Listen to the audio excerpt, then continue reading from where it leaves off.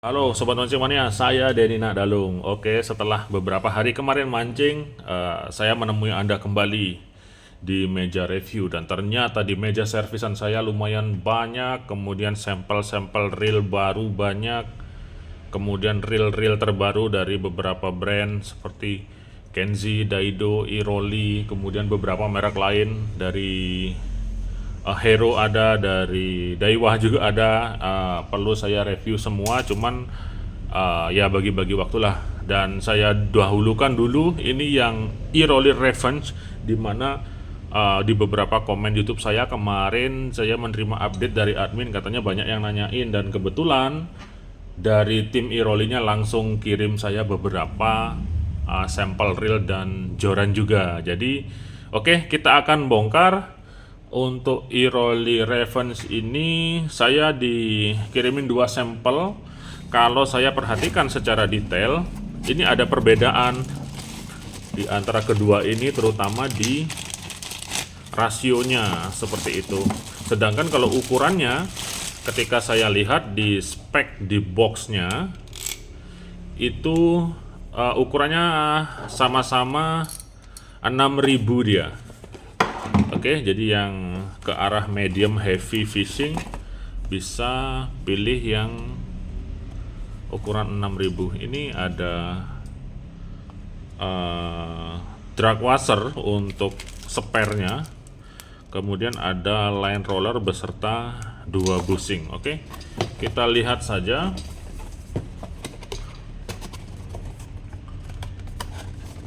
Kemudian kalau dari spesifikasinya seperti ini, bisa dicek sendiri.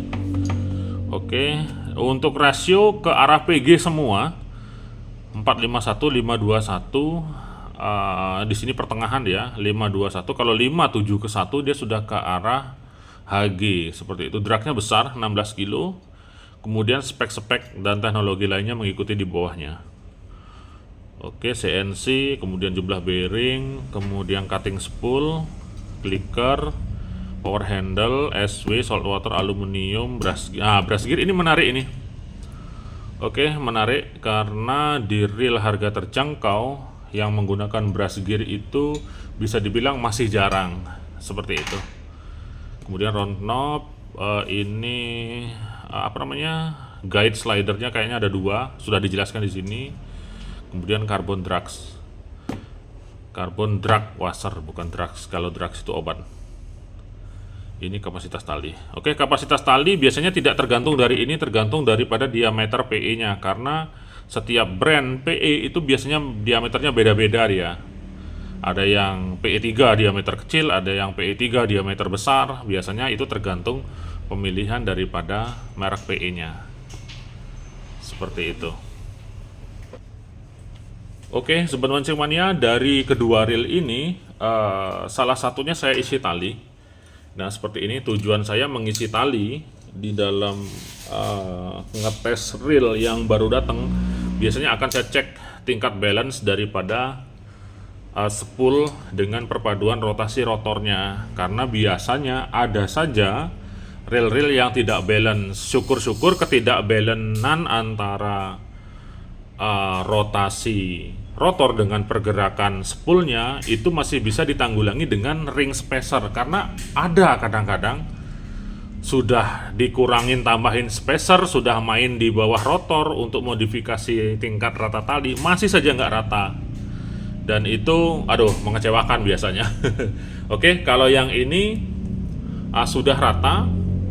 Kemudian di dalam mengisi tali biasanya saya akan pasang tension yang konstan, sehingga nanti akan ketahuan apakah ketika digulung secara konstan rotornya dengan bodinya apakah geliat-geliat dia. Kalau sebuah reel dengan bodi grafit, terutama reel-reel murah, anggaplah di 500.000 ke bawah, ketika grafitnya tidak bagus, tidak rigid, tidak kaku, dia pasti akan geliat-geliat apapun mereknya.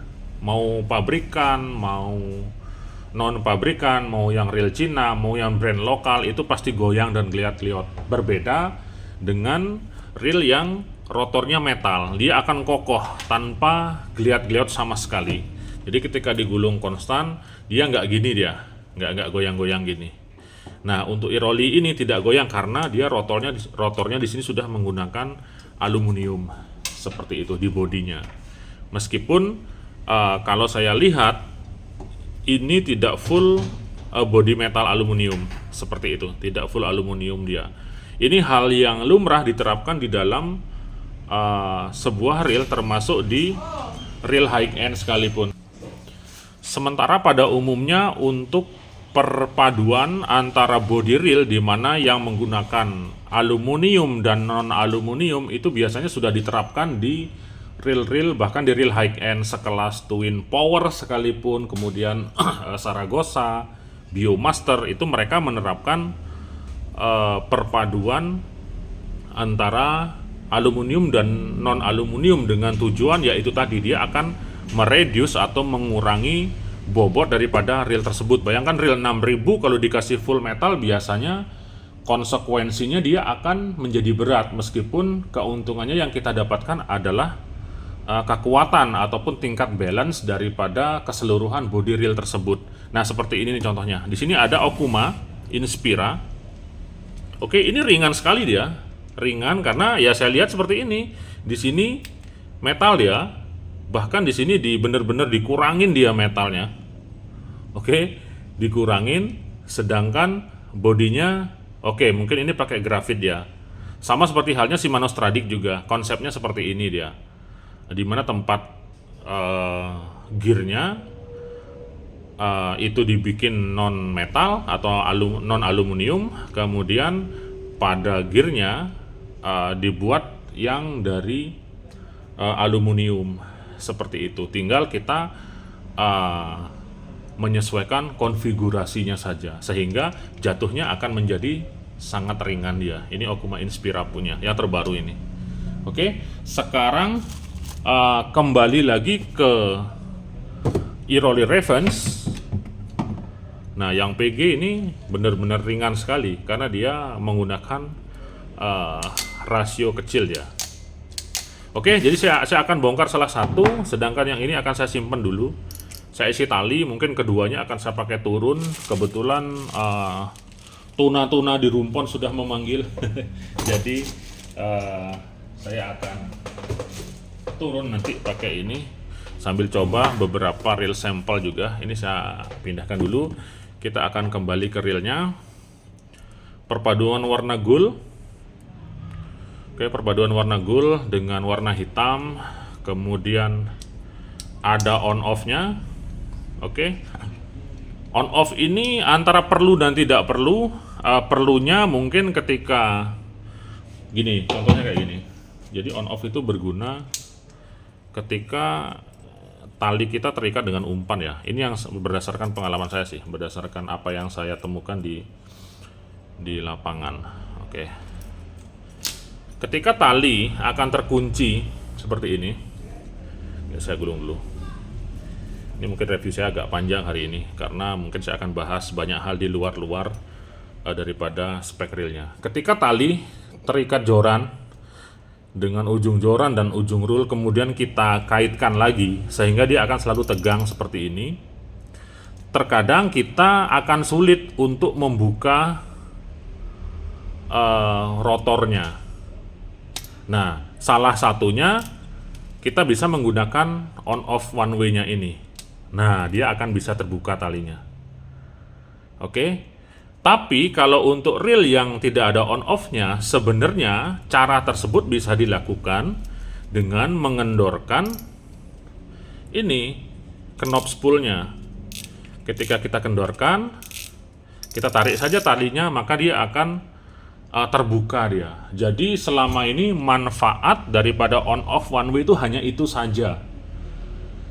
Selebihnya saya tidak menemukan manfaat daripada on off one way ini kecuali yang model Bite Runner atau long cast LC yang di sini ada on off-nya juga. Jadi on off-nya itu berhubungan langsung dengan drag washer-nya, kemampuan pengeremannya, sehingga ketika kita on dia akan ringan dragsnya, settingannya rendah. Ketika kita off, dia dragnya otomatis akan menjadi lebih kencang. tanpa kita harus ngatur knob tensionnya ini. Seperti itu. Jadi on off yang bite runner itu dia memang ada fungsinya. Kalau yang ini, fungsi yang saya dapatkan selama ini hanya itu aja. Kalau fungsi daripada yang lainnya nggak ada, maka dari itu merujuk pada reel-reel kelas menengah atau kelas high end, on off ini dihilangkan.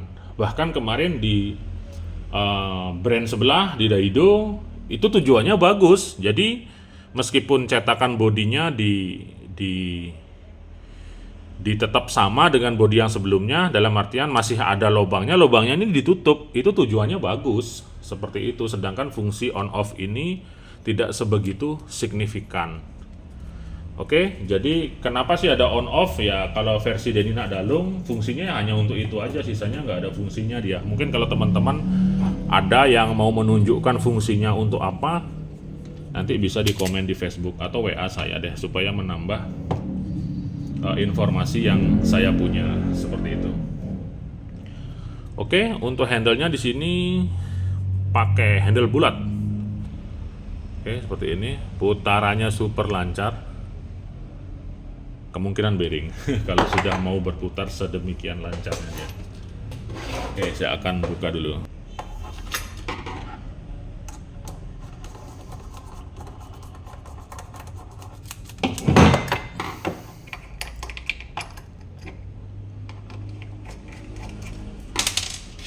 Seperti ini. Oke, pakai bearing dia di sini.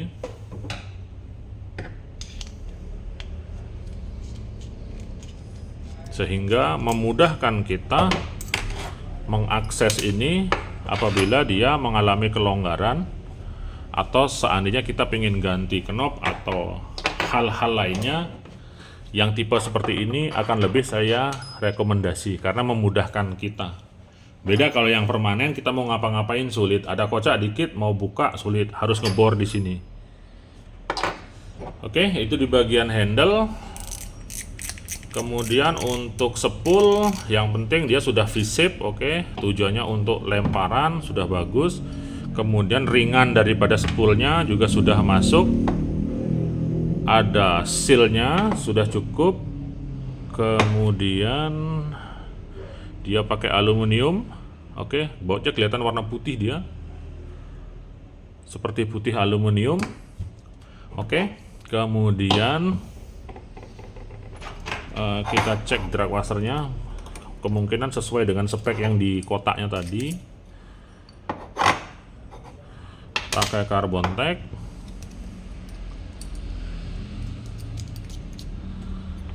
Oke, kemudian di sini, nah di sini saya menemukan hal baru, di mana klikernya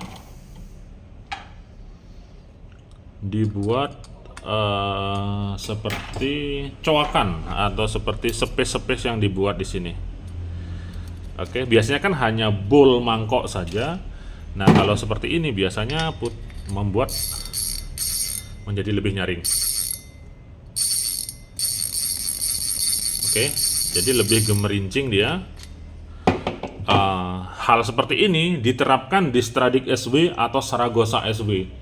Mungkin teman-teman kalau yang punya Saragossa SW yang terbaru, itu silahkan diputar klikernya. Dia menggunakan model seperti ini, tapi dia ditanam di sini. Di sini di ujung daripada main shaftnya. Sedangkan kalau ini kan di dalam spoolnya, tapi tetap gemerincing dia. Nah, seperti ini. Oke, hal baru yang saya temukan di sebuah reel spinning. Kemungkinan nanti akan rame-rame menggunakan yang model seperti ini. Kemudian di bagian spoolnya disupport oleh dua bearing ya. Oke, disupport oleh dua bearing di sini sebagai support untuk rotasi putaran spool ketika dia kena beban. Oke, seperti ini. Kemudian untuk baut rotornya ada semacam pelindung. Hal yang sering kita temukan juga di Reel-reel harga terjangkau sekarang rata-rata sudah ada covernya seperti ini. Tujuannya baik untuk meminimalisir daripada masuknya air laut ke arah pinion gear dan main shaft apabila dia kecipratan. Meskipun pada dasarnya ketika kerendam, air akan tetap masuk dia. Oke. Ada sebuah ring di sini yang bertujuan untuk melindungi bodi grafit atau karbon biasanya daripada gesekan bautnya. Oke, jadi kalau ada reel ketika rotornya karbon atau grafit, bautnya ada pelindungnya, nah berarti dia teliti dan detail.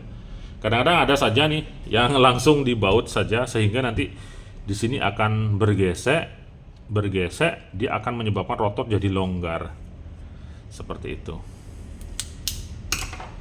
Oke, kemudian desain rotornya sendiri ada semacam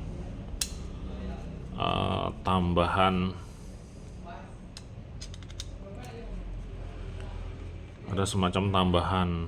aksesoris ya, bisa saya sebut di sini. Aksesoris di sini ini lebih ringan lagi, kemungkinan meredius atau mengurangi daripada bobot rotornya. Seperti itu. Di dalam hal ini sering ada sebutan seperti air rotor, aerodinamis, apalagi lupa saya, banyak sekali istilah-istilahnya. Sedangkan pokok tujuannya adalah mengurangi daripada bobot keseluruhan daripada body reelnya, seperti itu. Sebutannya aja yang beda-beda, tujuannya sama. Oke, selanjutnya line roller pakai 2 bearing, tadi dikasih spare 2 bushing juga. Jadi kalau mau Anda pasang bushing atau bearing opsional aja, jadi ada pilihannya. Tujuannya bagus sih. Iroli murah hati dia. Oke, kemudian di sini dibuat permanen. Oke, dipantek permanen ya. Tujuannya baik. Kemudian ini sebagai balas rotor, dia berat ini. Berat di sini. Kemudian dia pakai aluminium wire batangan. Oke. Kemudian saya akan cek coba spring guide dan lever gripnya. Oke, ujungnya besi. Untuk dari rotor pun sudah masuk. Sekarang kita tinggal lihat perlindungan one way yang ke arah rotor. Oke, di sini bukan seal karet tapi sebuah bentuk yang menutup arah ini. Oke, di sini ada satu ring menutup arah ini dengan area lingkaran one way-nya tertutup. Kurang sedikit saja, Mas Iroli. Kasih seal lagi dikit sini untuk menyempurnakan penutupan seal merah ini, akan lebih menyempurnakan daripada perlindungan, terutama untuk cipratan air. Tapi kalau bentuk daripada bagian bawah rotornya, saya lihat ini sudah menutupi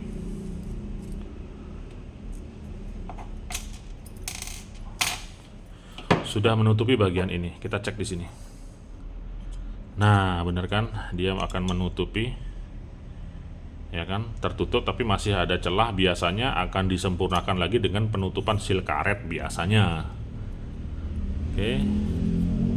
Ini terbuat dari karbon dia. Karbon apa grafit ini? Oke, agak kaku sekali. Kemudian on off one way-nya ini.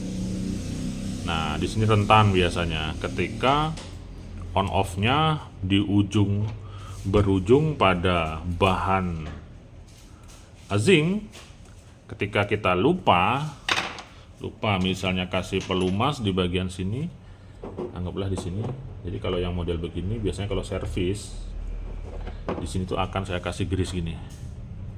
Banyakin dikit grease-nya di sini sehingga ketika ada cipratan air dari luar di sini nggak akan korosi. Jadi ini masih bagian kekurangan sih. Oke, ada sistem on off gini sebenarnya menjadi jalur masuknya air. Oke, ada bearing, ini one way nya seperti ini. Kemudian ada support dua bearing di pinion, karena standarnya pada umumnya sebuah reel harus ada dua bearing. Nah, di sana ada bearing di ujungnya. Kelihatan ya, itu ada bearing di ujungnya. Yang atasnya adalah bagian ini. Untuk support bearing pinion gate-nya sudah bagus sih. Oke. Seperti ini. Ini bearing stainless steel ya. Selanjutnya adalah ke arah bagian bodi. Saya melihat seperti ada warna-warna kuning di dalamnya. Ini kemungkinan, bukan kemungkinan, sudah dipastikan gearnya brush dia sesuai dengan spek daripada reelnya.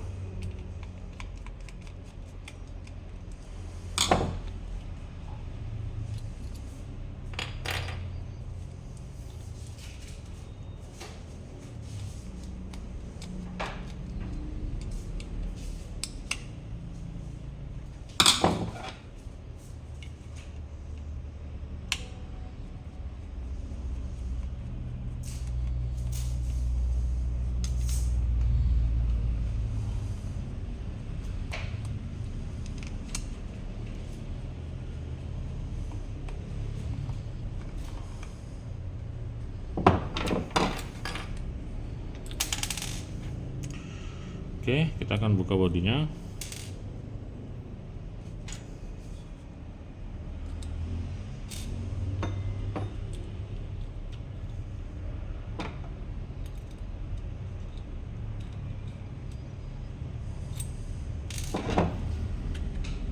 Nah, seperti ini.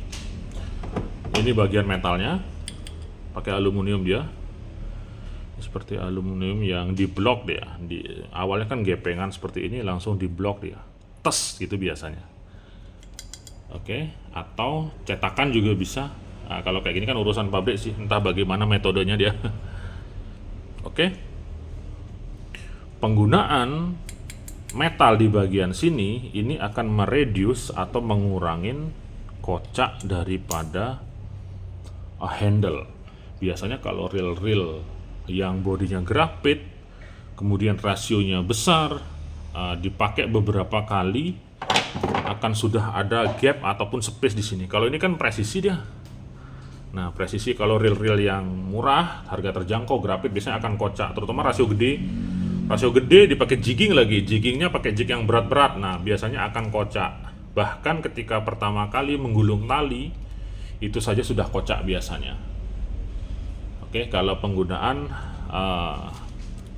area metal body di sini, maka akan terjadi presisi antara bearingnya, atau biasanya bearingnya akan dibaut di sini. Oke, bearingnya dibaut, atau kalaupun body non metal, aluminium misalnya, grafit misalnya atau karbon, biasanya akan dikasih lagi housing untuk rumah bearingnya supaya presisi. Seperti itu. Sedangkan kalau di bagian sistem rotasinya, silahkan menggunakan non aluminium. Seperti itu. Oke. Selanjutnya saya akan coba buka ini saya akan keluarkan slidernya. Ini slidernya bagus, ditanam dia ke arah bodinya seperti Shimano punya. Jadi ditanam seperti ini, dia akan lebih menguatkan daripada posisi slider guide-nya, seperti itu. Oke, kemudian saya akan buka ini dulu.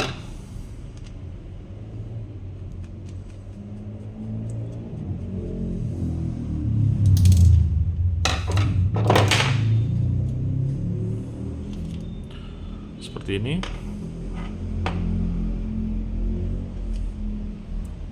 Gearnya brush. Ini yang menjadi sebuah nilai besar lebih besar. Kemudian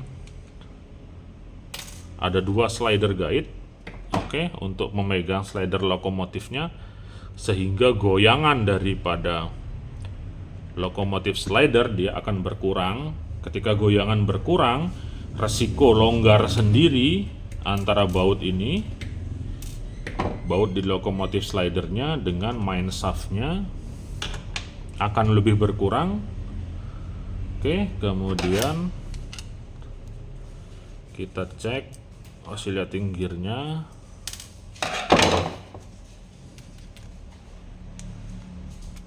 Di sini saya tidak melihat ada support bearing. Oke, ada kelebihan, ada sedikit kekurangan, hal yang wajar, terutama untuk reel-reel yang harganya tidak terlalu mahal. Tapi sisi positif di sini lebih banyak saya temukan, mulai dari knob handle-nya, kemudian clicker di spoolnya, kemudian material di rotornya, kemudian ini yang paling penting adalah di mana drive gear adalah jantung daripada sebuah reel, di mana akan memberikan tingkat durabilitas yang lebih lama dibandingkan zinc, tergantung nanti material daripada dural ataupun kuningannya ini. Nah, kalau yang seperti itu hanya waktu yang akan menjawabnya. Kalau saya bilang sekarang ini kuningannya apakah bagus atau tidak, apakah dia menggunakan yang keras atau tidak. Nah, di sana saya tidak bisa menyajikannya sekarang karena di sini adalah di atas meja, tidak ada laboratorium, tidak ada alat untuk ngetes daripada kualitas kuningannya. Biasanya hanya waktu yang akan membuktikan. Pakai 2 bulan, 3 bulan, sampai 6 bulan. Kalau dia masih lempeng-lempeng aja, kemudian frictionnya tidak terasa, berarti dia menggunakan bahan yang bagus seperti itu. Jadi nilai daripada sisi reviewnya ini tinggi karena menggunakan bahan gear kuningan. Kenapa saya bilang seperti itu? Sudah banyak yang melakukan pengupgradean dari pen misalnya yang dulu zinc, sekarang dirubahin semua ke kuningan. Kemudian apalagi yang dirubah-rubah banyak kok di beberapa brand-brand pabrikan ataupun non pabrikan seperti itu. Oke, kalau dari sisi kekurangannya ataupun kelemahannya di sini saya lihat ini tadi adanya on off untuk one way, kemudian ujungnya pakai ini, pakai zinc. Kalau ini korosi akan cepat patah biasanya, apalagi kalau tidak kita lapisin grease seperti ini. Biasanya lapisin aja kalau pas lagi nyervis, akan sedikit lebih aman dan sering-sering dicek. Kemudian sistem seal-nya juga masih belum sempurna karena di one way-nya tidak ada seal-nya. Kemudian di sini di kanan kirinya sudah ada seal, dan tetap saya rekomendasi terutama daripada gear kuningannya. Tinggal harganya saja nanti. Yang penting jangan terlalu melambung tinggi. Ketika memang reviewnya bagus, jangan langsung harganya digoreng, jangan dibuat langka. Itu saja. Kemudian yang penting-penting bisa disediakan spare part mungkin kalau memungkinkan, ataupun yang penting harganya jangan terlalu melambung tinggi seperti itu. Oke, sisanya tinggal tes di lapangan, di lautan maksudnya, untuk performanya bagaimana. Karena apapun itu hasil tes di lautan itu yang akan membuktikan. Seperti brand sebelah saya ada reel favorit, sampai sekarang kena ikan besar dia masih lempeng-lempeng aja dia.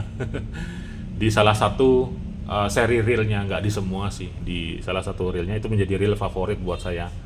Oke, saya Denin Adalung, 2 jempol untuk Anda semua. Mancing mania semakin mantap.